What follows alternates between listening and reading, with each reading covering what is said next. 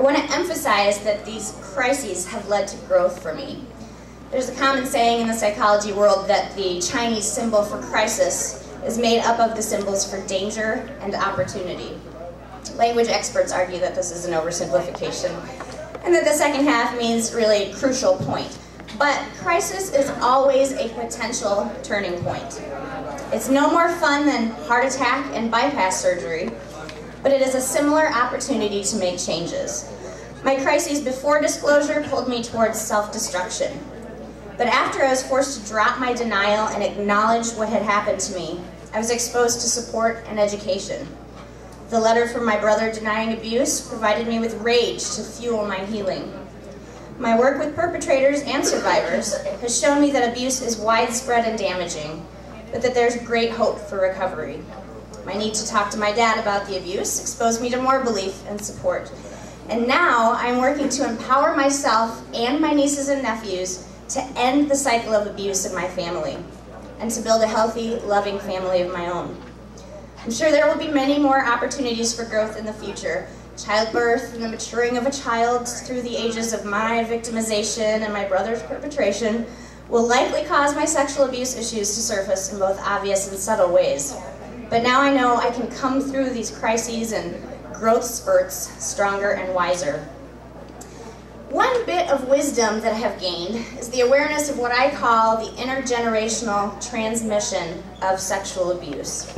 Many folks have noticed that child sexual abuse runs in families. Sometimes this is because the same perpetrator abuses generations of children, like his or her siblings, children, nieces and nephews, and grandchildren. Occasionally, it's when the victim becomes a perpetrator, like Monique's brother, if you saw Oprah this week.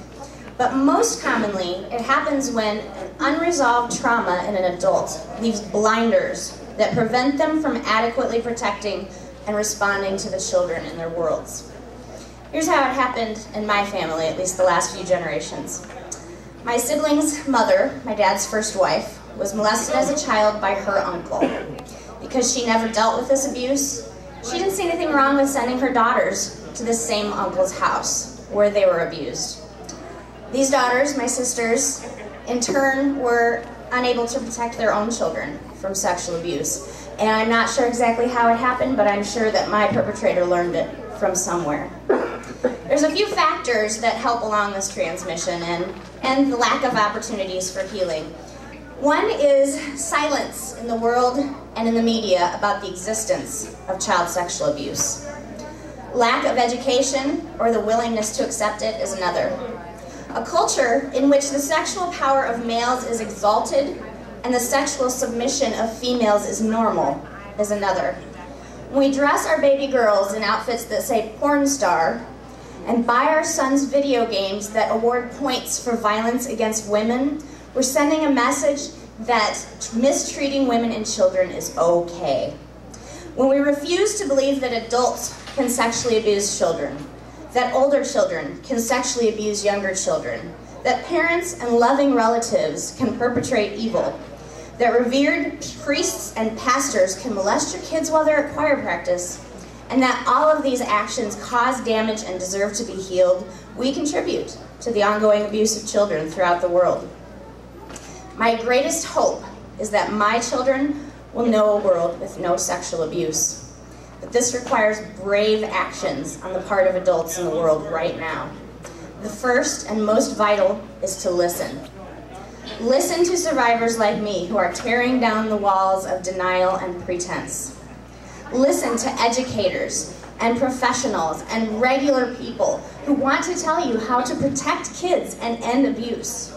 When you see an information table on rape or sexual abuse, don't maintain a 6-foot perimeter around it. Pick up some pamphlets.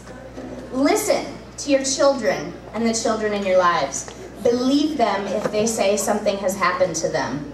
Believe them no matter how unbelievable it seems. Believe them no matter how much you trust the person they accuse. Act to end the abuse and get them help.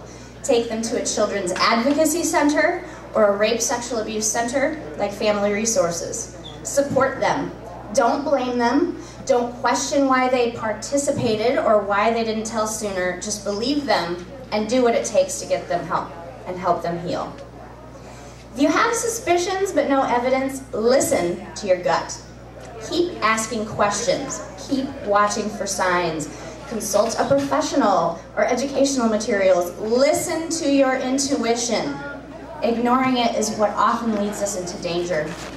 More harm will be done by ignoring suspicions if abuse is happening than could be done by false accusation. If the suspected abuser is innocent, that will be easily found by investigators. Unfortunately, it's far more common for abuse to go unidentified until after physical evidence is gone, leading a guilty sexual abuser to go without punishment or treatment, and a victim to go without help. The second most vital action, requiring the most courage, is to heal your own traumas. Do what it takes to be sure that those memories do not negatively influence the children in your world. Do what it takes to be sure all of the blinders have been removed. For some people, they can accomplish this by reading books, journaling, or talking to family members they grew up with. But others might need a little more professional guidance. And please do not be deterred by cost. Rape crisis centers provide free services to adults who are affected by child sexual abuse. The county health department and community mental health centers can provide or refer to providers who use sliding scale fee schedules. University practicum clinics like that in Macomb, Illinois at Western Illinois University often offer free or low-cost services to community members, and students can access free counseling through their own schools. Please also don't be deterred by an unsatisfactory counseling experience. A lot of mental health professionals do not have the training or expertise to be the most helpful for adults dealing with child sexual abuse. And some of those that do might have a personality that just happens to clash with yours. So please keep trying on counselors or therapists until you find one that fits. It's my sincere hope that my victimization will ultimately result in a strong contribution to both healing and protecting all children from all forms of abuse. Open your eyes and ears, learn about protection, talk to kids regularly and repeatedly about body safety and their right to say no to unwanted touch. Tell them to tell until someone believes them. And if you have buried issues with sexual abuse in your past, no matter how mild they seem, find a safe and competent professional and explore them. Don't let them prevent you from protecting the children in your life. If you have pain from past trauma, no matter how insignificant it feels, seek comfort and release. Nothing is more healing than sharing your pain and being believed and supported. Nothing.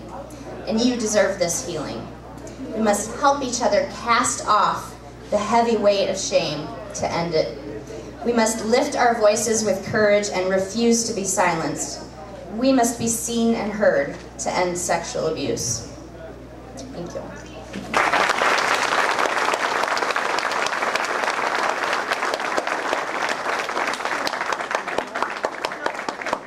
Very nice job, Katie, and very good, very great information there. Let's also put your hands together for the national anthem. How about that?